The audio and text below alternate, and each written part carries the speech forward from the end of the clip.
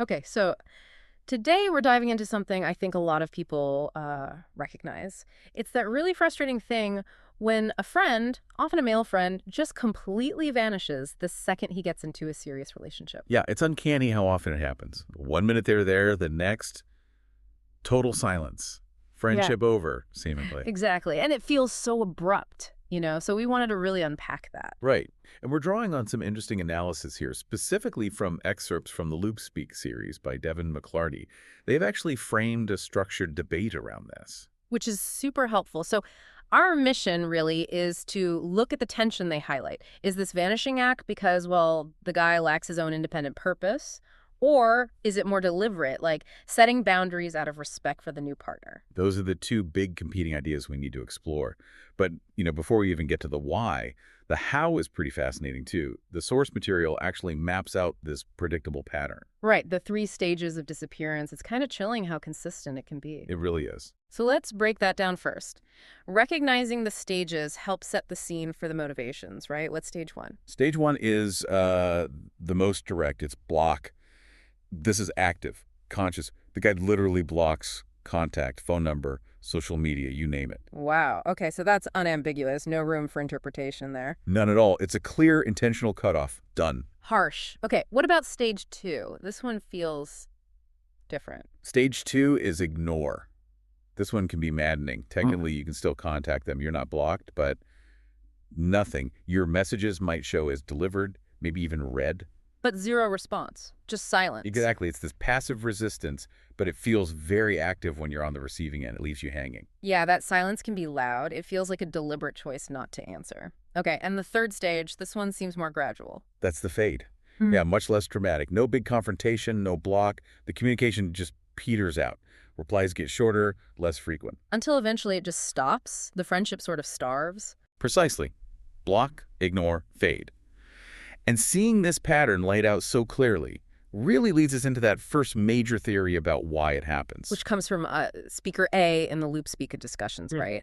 And it's a pretty confronting idea, the man without purpose hypothesis. It is. It's quite a direct assessment. The basic idea is that this sudden disengagement happens because the man doesn't really have his own strong, independent mission or purpose in life outside of relationships. So without that internal direction. The new relationship fills the void. The source material puts it very bluntly. The woman becomes his purpose. Okay, wow. So if she becomes his entire focus, his purpose, what does that mean for everyone else in his life, particularly, say, female friends he had before? Well, the implication is he just doesn't have the internal framework to juggle things. Mm. If all his energy and, frankly, his sense of self-worth is now tied up in this one relationship. Then anything else feels like a distraction or even a threat.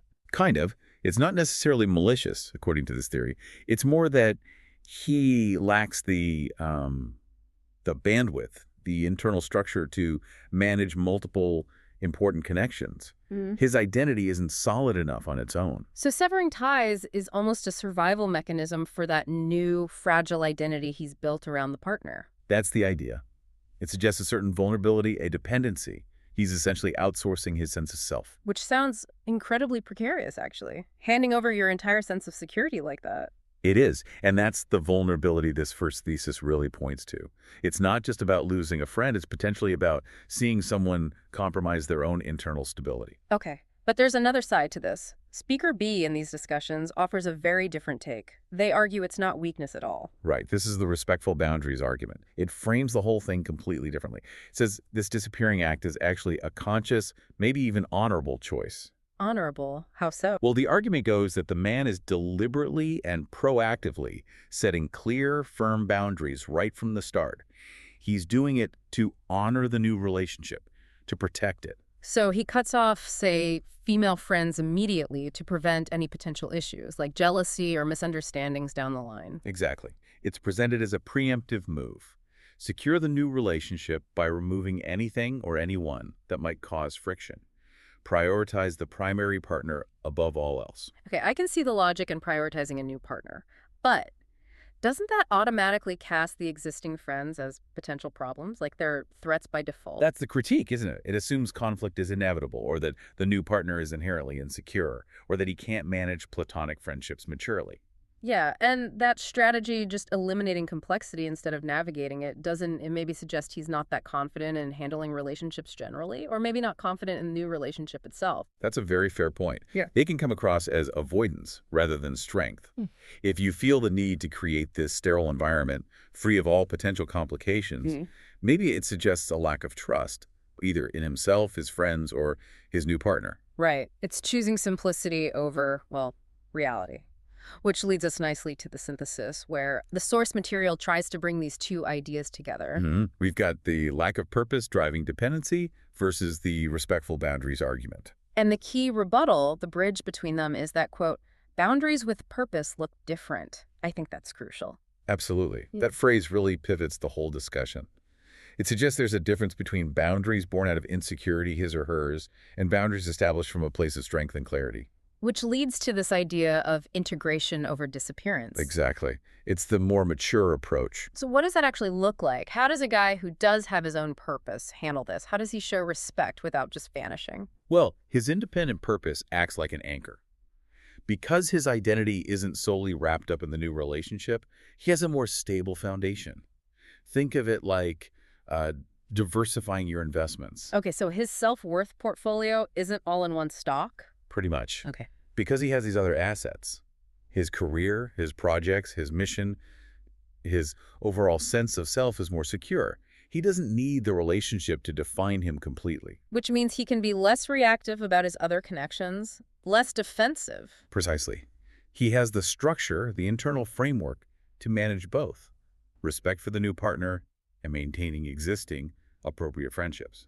Integration means setting clear boundaries, sure, like maybe you don't text your friend late at night, or you make introductions early on. So transparency and active boundary setting, not just avoidance or elimination. Right, he doesn't need to erase his past life because his present identity is robust and autonomous. He can integrate. So the capacity for this integration, rather than just disappearing, that's really the sign of, well, relational maturity. I think that's what the synthesis suggests. It's moving beyond this either zero-sum thinking.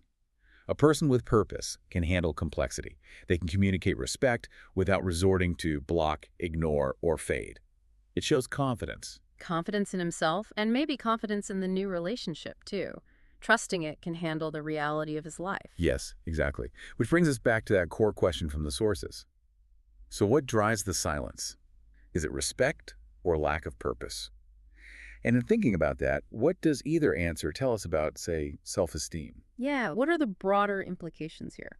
Well, if it is mostly driven by a lack of purpose, it really does signal a dependent sense of self. The identity gets absorbed. Yeah. That suggests, underdeveloped autonomy. He's borrowing his sense of self from the relationship. Okay. And if it's driven more by that rigid, preemptive boundary setting, even if framed as respect, That might point to, perhaps, a lack of confidence in navigating relational nuances.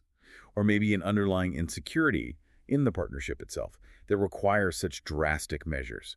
It's avoidance of potential conflict rather than the skill to manage it. so the big takeaway here, maybe for everyone listening, thinking about their own lives, personal or even professional, is that this ability to integrate, to manage complexity with purpose, that's actually a marker of pretty high self-esteem and autonomy. I think so, absolutely. Being able to maintain different kinds of relationships, honoring primary commitments while respecting others.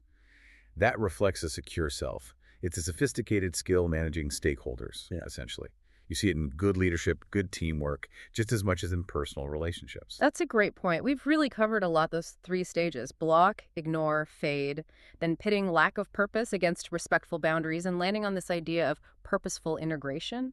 It takes a common frustration and turns it into a much deeper conversation. It does.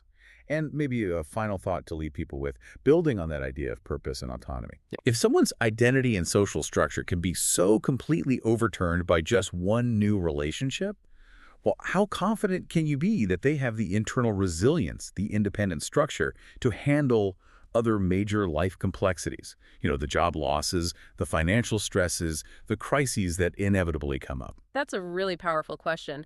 It suggests that having that self-directed mission isn't just for personal achievement, it's fundamental for building genuinely strong, resilient relationships, too. This seems to be the bedrock. A very compelling thought to end on. And just to mention again, the framework and concepts we discussed today are drawn from the proprietary content of the LoopSpeak series, authored by Devon McLarty. Really appreciate the structure that material gave our deep dive today.